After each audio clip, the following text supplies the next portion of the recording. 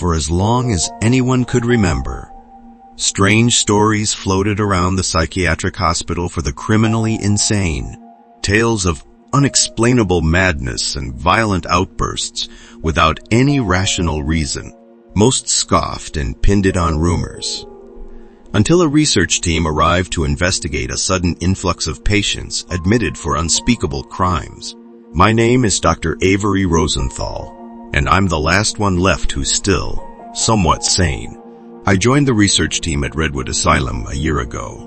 We were looking into why more individuals than ever were being committed for hate-fueled murders and brutal acts. Redwood Asylum loomed in a desolate stretch of countryside where thunderstorms seemed to gather like vultures. The facility itself was built from blackened brick that looked perpetually wet, and in the daytime, it was only slightly less intimidating than it was at night. From the moment I stepped onto the cracked steps of Redwood, I felt it. That cold slip of anxiety along my spine. I told myself it was just nerves. After all, how could I know that the thick metal doors and reinforced walls would do nothing to stop something otherworldly? Inside Redwood's main hall, the odor of antiseptic bled into the stench of desperation, like old sweat that was mixed with chemicals that were meant to keep madness at bay. My colleagues, Dr. Everett Chen, Dr. Simone Bradley, and Dr. Lena Moretti, were the best in their fields. They had each studied patterns of violence and criminal behavior for years. So Redwood's spike in patients was the perfect case study. Our contact at the facility, Warden Jordan Keller, greeted us with a forced grin that revealed more tension than warmth. "Welcome to Redwood," Keller said, his voice quivering just enough for me to notice. "Wish we were meeting under better circumstances." Dr. Chen patted Keller's arm. "We'll do what we can to help. Let's figure out what's going on here." The first patient we interviewed was Tasha Brown, a woman who'd been admitted after attacking her own sister with a kitchen knife. Tasha had no history of violent behavior, and yet she wore a vacant smile as she recounted her crime. She spoke of an invisible presence that stirred her hate into a frenzy, feeding on her fear and amplifying her rage. She kept talking about whispers in the walls and shadows that slithered along the ceiling. Next, we examined Harold Waters, who'd been found in an abandoned building, delirious, muttering about eyes in the dark. He swore the thing he saw could take the form of a dog, a child, even his late mother. Whatever it was, it had pushed him to commit unspeakable acts.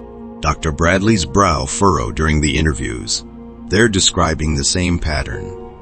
Some entity that fans the flames of their fear and hatred until they snap. We dove into our research, analyzing neural scans and running test after test. Something was altering the electrical impulses in these patients' brains. It was as though their fear and hatred had become a kind of power source for whatever was draining them. Our computers went haywire whenever we scanned them, spitting out data that made no sense.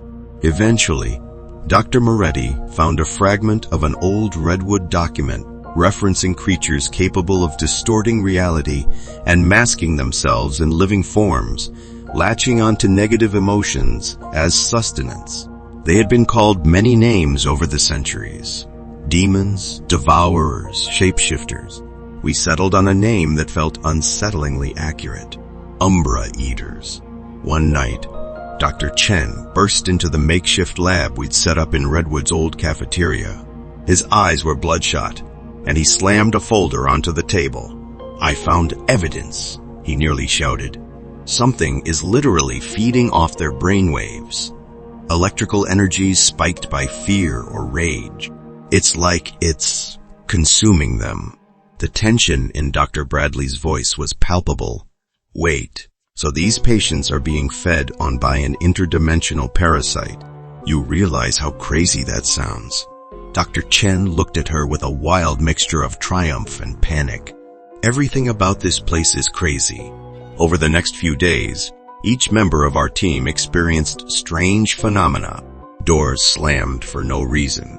We heard footsteps echo down empty corridors. Shadows flickered at the edges of our vision. Dr. Moretti swore she saw a tall figure with elongated limbs vanish around a corner, only to find nothing but a dead end. Dr. Chen started snapping at everyone. He was normally calm, but now he'd fly into a rage at small mistakes. Dr. Bradley claimed she felt something brush her hair at night, though her bedroom door stayed locked.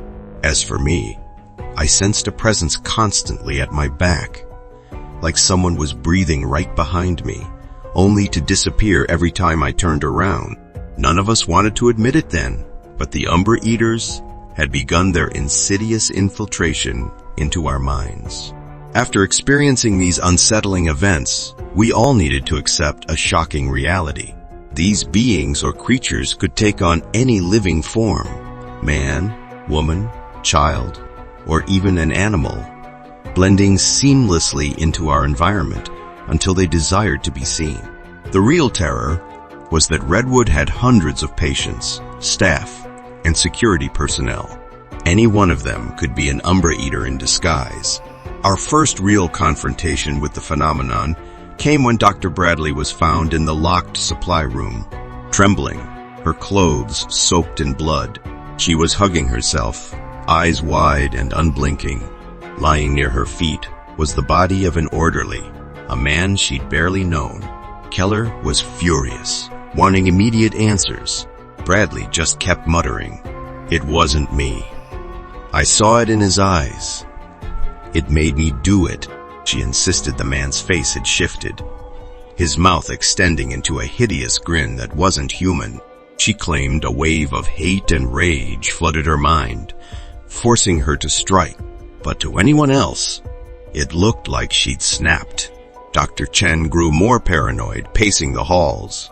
"We're next," he hissed to me when no one else was around. "They want to break us." I tried to keep my voice steady. "We have to stay rational, Chen. This is what they want." As the days dragged on, staff members and patients alike started disappearing.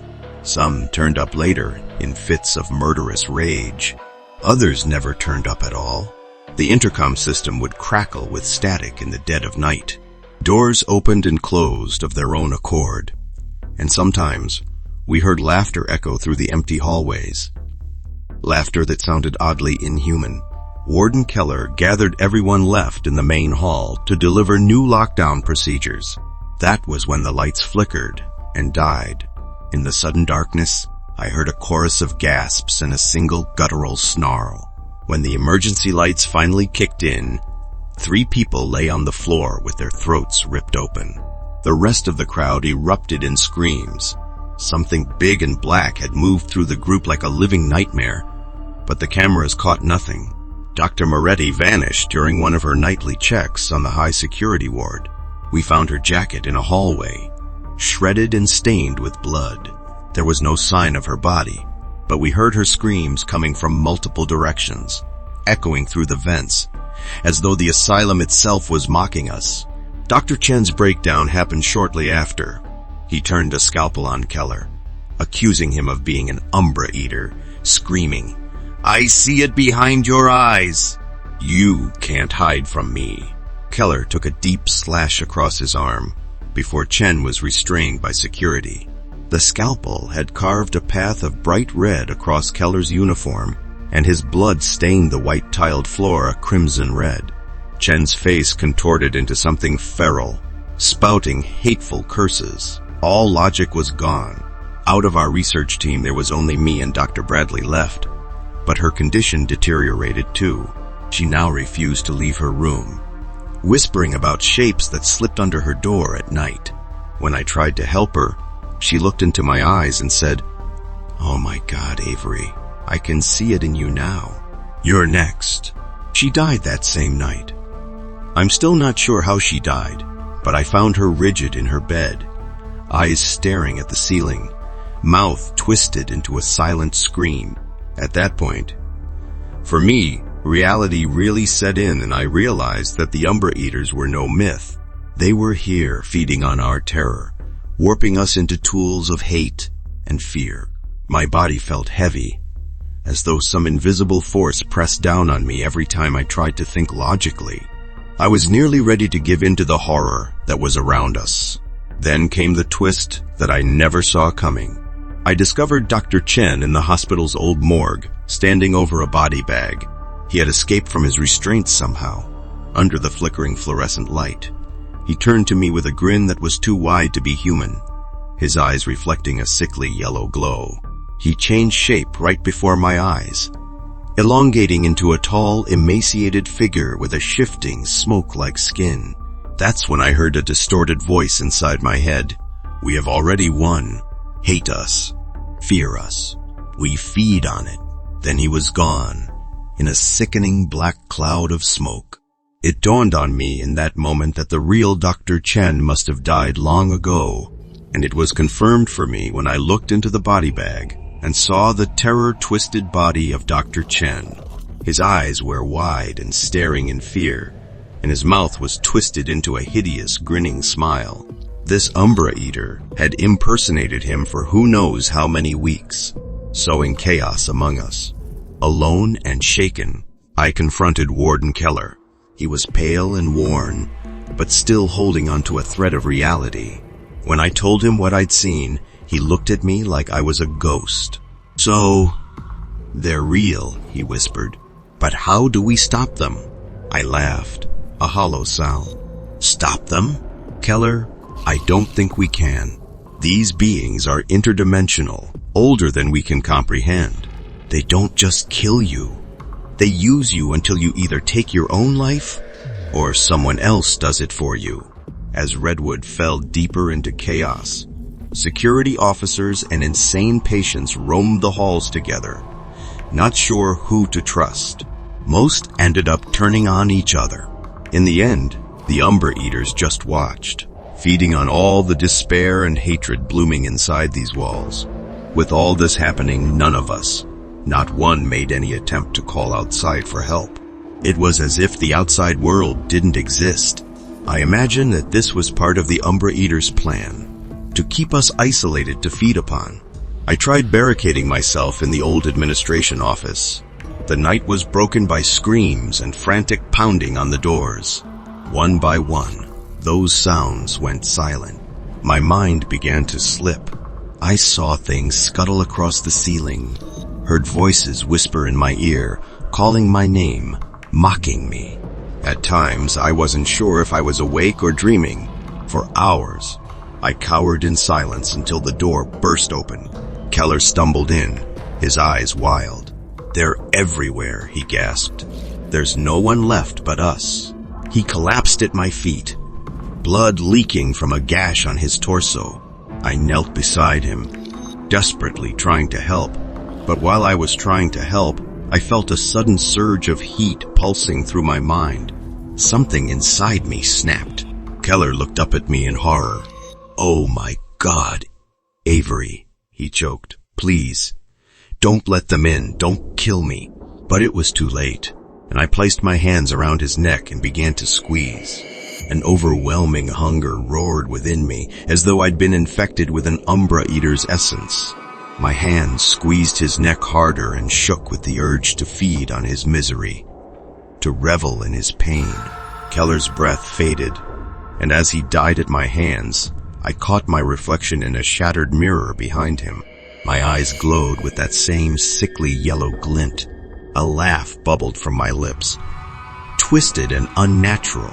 In that final moment, I realized the horrifying truth. I wasn't just the last survivor. I was becoming one of them. My name is Dr. Avery Rosenthal. If you find this recording, know that I tried to fight them, but the Umbra Eaters have claimed me from within.